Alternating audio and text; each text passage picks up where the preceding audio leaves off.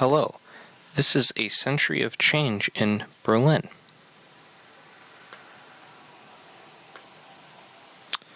Berlin in the 1920s. Germany was still recovering from World War I, and the social and economic impact of Berlin is great.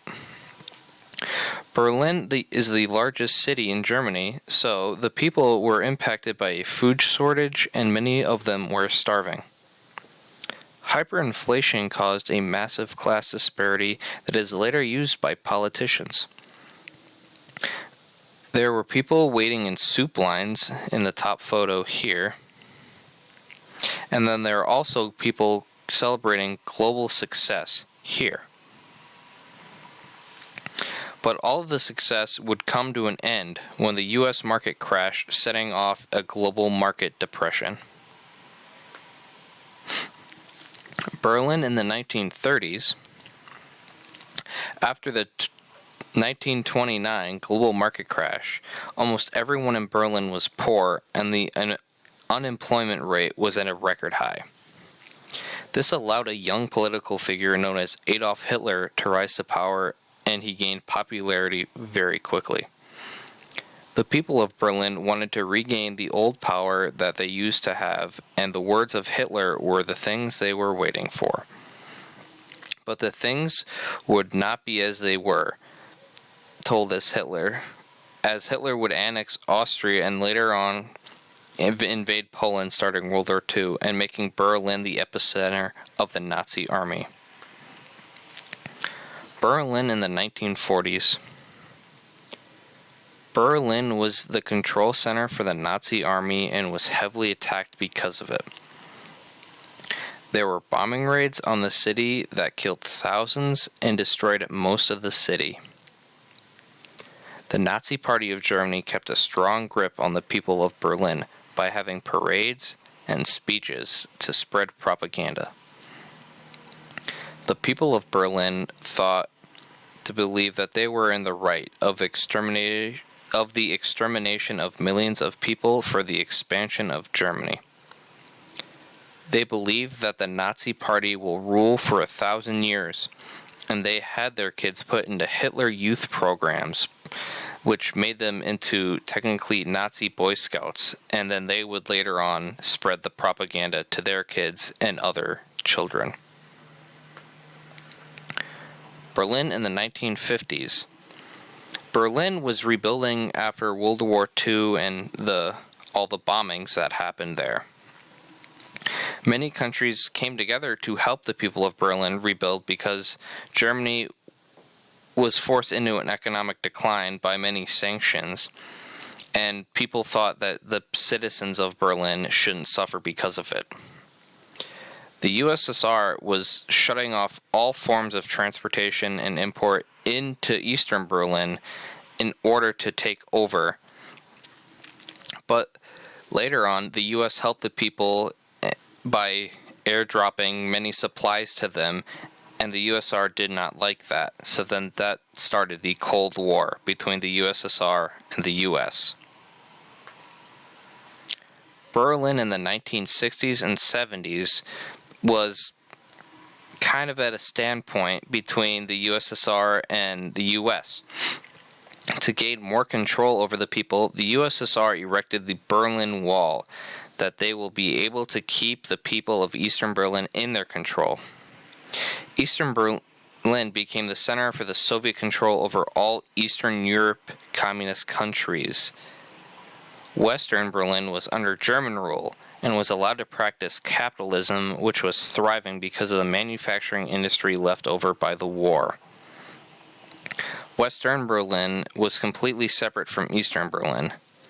Western Berliners were experiencing the social life of other countries with the rock music and drugs, which wasn't the best social life to be getting from the rest of the world, but it's what they liked. Eastern Berliners were still under Soviet control and were stuck in a communist state, and were basically kind of frozen in time culturally, so they kind of never left the 1950s until the wall was brought down. speaking of the wall being brought down, Berlin in the 1980s. The 1980s in Berlin was the greatest time for change for the city. Many U.S. presidents came and negotiated with USSR officials, and eventually Ronald Reagan gave the now famous speech to the USSR leader Mikhail Gorbachev to tear down the wall. This led to the fall of the USSR and the reuniting of both sides of Berlin. I do not think that the recording process is able for you to hear this, but I will play it anyways.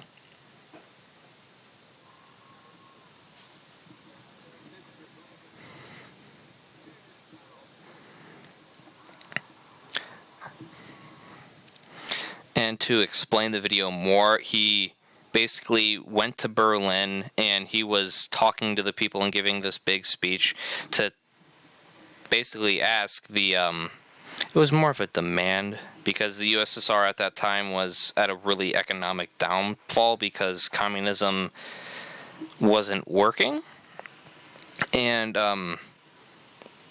the US had powers to help them, and Gorbachev actually did listen to Ronald Reagan. He tore down the wall, and that basically made the USSR lose all their power. So with the tearing down of the Berlin Wall actually also led to the fall of the USSR and reuniting of both Berlin. And then later on in the 1990s, Berlin, because now they're not under communist control by the USSR, they're allowed to express themselves, and how better than that is do giant murals and do graffiti on everything. And because it was also easier at that point than actually like cleaning up the city, like with the bus here, they just graffitied it and became art, which was actually really cool. It was also the time of the internet, so many of the youth of Berlin were exposed to foreign cultures, like a lot of the graffiti style here, because graffiti was also very popular in the US at the time. But then you also see it mixed in with some of the art style of Germany, which was the more of the graphic, more detailed graffiti right here in murals. Berlin in the 2010s. This is less of a more impactful period for Berlin, because Berlin has been in the epicenter for 2 world wars. So, at least they're not in a world war at this point, except they are beginning to put in many memorials for the people that lost their lives in World War II.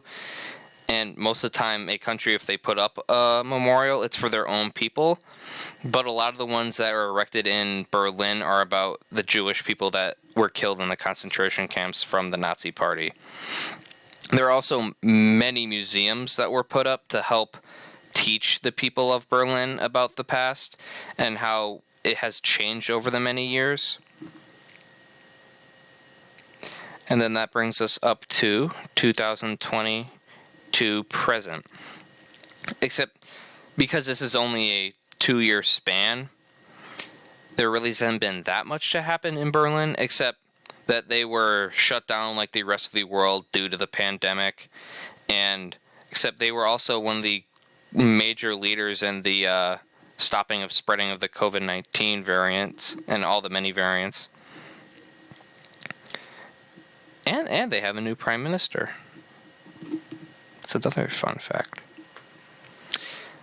So overall, like the reason I chose Berlin for my change of century was Berlin has been a great city with many people that have been proud to live there, and it has also been a wasteland that all the people wanted to do was get out. Overall, Berlin in the past century has changed a great amount, and it looks to be one of the greatest cities of all time due to the changes it has gone through and the social, global, economic impacts it has had over the entire time. It has been a massive city. Thank you very much.